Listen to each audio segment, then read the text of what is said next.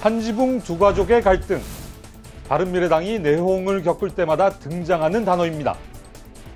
합리적 진보를 기치로 내걸었던 국민의당, 격적 보수 노선을 채택했던 바른정당이 합쳐져 탄생한 바른미래당. 출범할 때부터 갈등의 씨앗을 안고 있었습니다.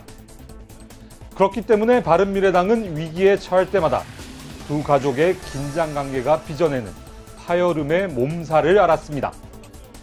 그때마다 싸우더라도 갈라서는 것은 정답이 될 수 없다며 갈등을 어정쩡하게 봉합하곤 했습니다.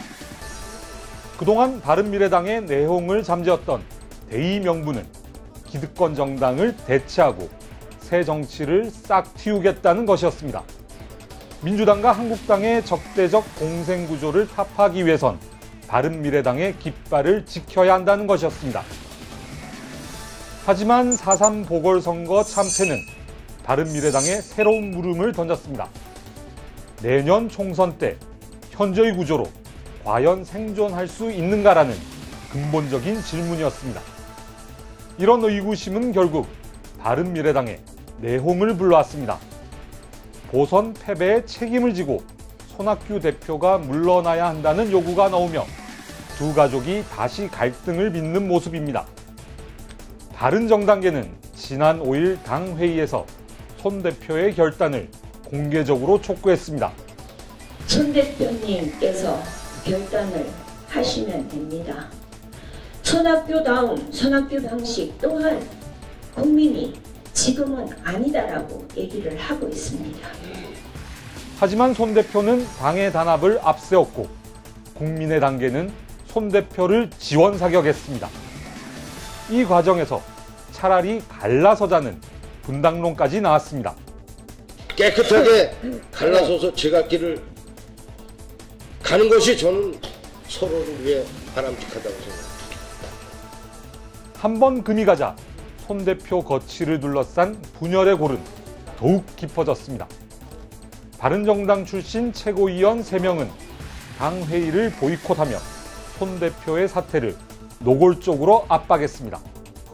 그러자 손 대표는 더욱 강경한 태도를 취하며 사퇴론을 일축했습니다. 지금 당 대표 그만둔다? 누가 할 거예요? 기다렸다는 듯이 그 선거 지지율이 떨어진다고서는 바꿔라? 어림없는 소리입니다. 바른미래당이 내홍에 휩싸이자 자유한국당과 민주평화당은 제각각 보수통합론과 호남통합론을 띄웠습니다.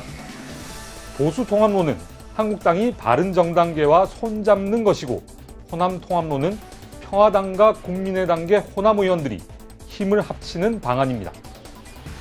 한국당 황교안 대표는 4.3 보궐선거 이후 총선 승리를 위한 보수통합의 필요성을 연일 역설하고 있습니다. 위안을 넓히기 위한 우리가 노력을 할 것이고 그런 과정에서 자연스럽게 더 큰 통합 하나씩 이루어 갈 수 있지 않을까 이런 생각을 합니다. 하지만 바른미래당 유승민 전 공동대표가 선을 그으며 보수통합론은 주춤해진 상황입니다. 제 눈에 보기에는 또 변화, 혁신할 의지가 없어 보이고 변한 게 없고 대신 호남통합론의 불씨는 꺼지지 않았습니다. 평화당이 손 대표의 결단을 촉구하며 바른미래당에 러브콜을 보내고 있고 바른미래당 내 호남 의원들도 호응하는 분위기입니다.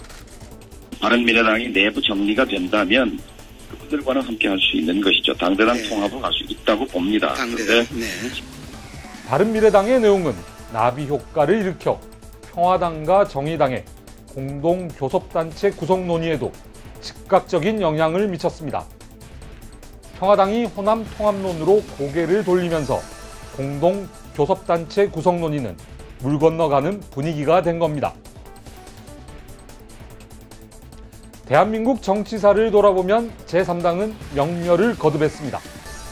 특히 1987년 개원으로 성립된 87년 체제 이후 민주당과 한국당 계열의 정당만이 정권을 잡았고 제3당은 주류 정당으로 도약하지 못했습니다. 두 정당의 기득권에 도전했던 군소 정당들이 총선에서 약진할 때도 있었지만 이후 독자 생존 능력을 확보하지 못해 양당의 특수 통합되곤 했습니다. 바른미래당 공동 창업주인 안철수 전 대표는 20대 총선 때 녹색 돌풍을 일으켰고, 유승민 전 대표는 죽음의 계곡을 건너면 새로운 봄이 온다고 호소했습니다. 안 전 대표의 추억과 유 전 대표의 약속, 바른미래당의 운명과 야권 재편 구도에 어떤 영향을 미칠지 지켜볼 일입니다. 지금까지 여의도 풍향기였습니다.